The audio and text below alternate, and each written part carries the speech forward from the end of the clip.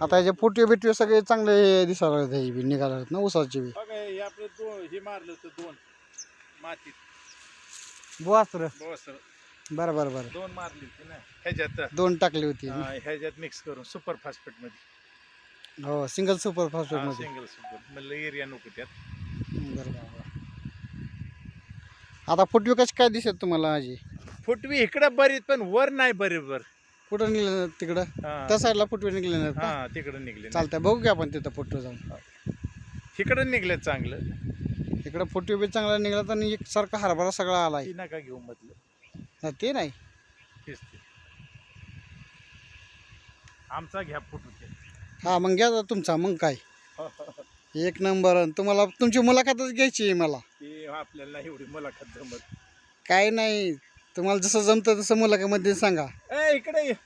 तुम्हाला जसं मुलाखतीमध्ये विचारलं ते तुम्ही सांगा. अगोदर तुम्ही अगोदर सांगा म्हणजे काय. आता मी बोलतो मी. नाही मी सांगितल्यानंतर कोणी बी ही करत तुम्हाला जे वाटतंय की नाही काय झालंय ते तुम्ही सगळं सांगायचं. नमस्कार मित्रांनो, आज आपण सोमेश्वर करंजे येथील शेणकर वस्तीत आलेलो आहोत.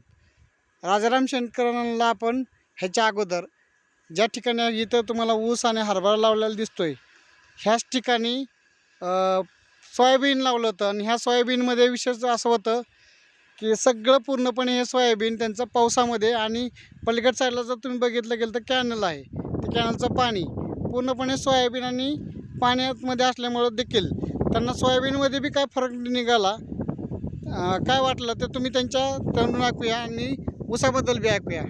सर नमस्ते. नमस्कार साहेब. तुमचं नाव सांगा सर. राजाराम शेणकरवाडी करंजे, तालुका बारामती, जिल्हा पुणे.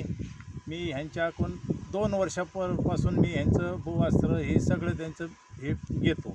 मला सोयाबीनमध्ये पहिलं क्विंटल एकरी 14 क्विंटल निघायचं.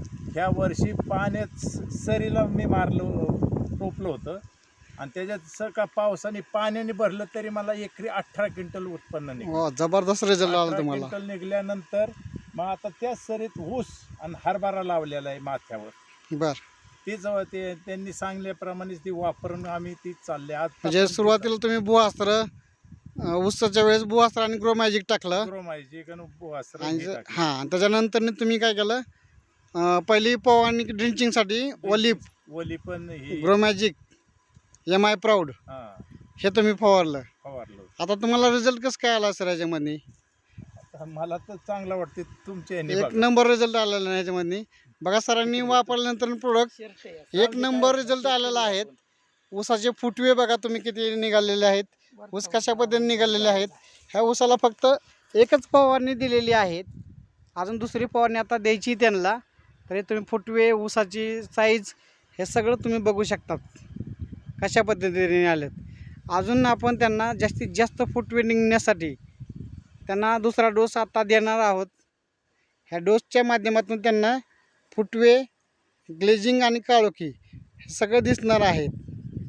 सर हे प्रोडक्ट तुम्ही वापरून समाधानी आहेत का?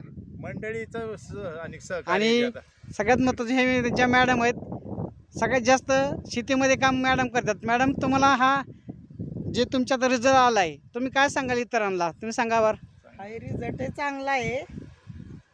हाय व्यवस्थित फुटवा बिटवा चांगला केलेला आहे. इतर शेतकऱ्यांनी काय करावं? वापरलं पाहिजे का नाही वापरलं पाहिजे? वापरायला पाहिजे पण आता ज्याचे त्याचे. ओके तुम्ही समाधानी आहात ना? हो आम्ही समाधानी. बस इतर शेतकऱ्यांना तुम्ही काय सांगताल सर? हे यांच्याकडून जेवढं मिळते त्यांनी घ्यावं, चांगलं शेतीचं हे उत्पन्न काढावं. धन्यवाद सर. थँक्यू. बघा सरांना आपल्याकडचे प्रोडक्ट वापरून एक जबरदस्त रिझल्ट आलेला आहे. हे बघा त्यांचा हरभरा पूर्णपणे फुलावरती आहेत. आता आपण त्यांना फुल गळती होऊ नये म्हणून त्यासाठी पण देणार आहोत. ज्यावेळेस हरभऱ्यावरती कीड पडली होती पडायच्या अगोदरच प्रिकॉशनसाठी त्यांना आपण MI शिट्रा म्हणून त्यांना दिलं होतं प्रिकॉशनसाठी. त्याच्यानंतर त्यांना बघा कसं काय रिझल्ट आलेला आहे. एकही कुठेही कीड नाही दिसत अजिबात. त्यांनी मका बी लावलेला आहे मध्ये. तर माझं सगळ्या शेतकऱ्यांना एकच म्हणणं की जास्तीत जास्त शेतकऱ्यांनी हे वापरावं आणि आपल्या जमिनी आपल्या शेतीचे उत्पादन वाढवावं. धन्यवाद.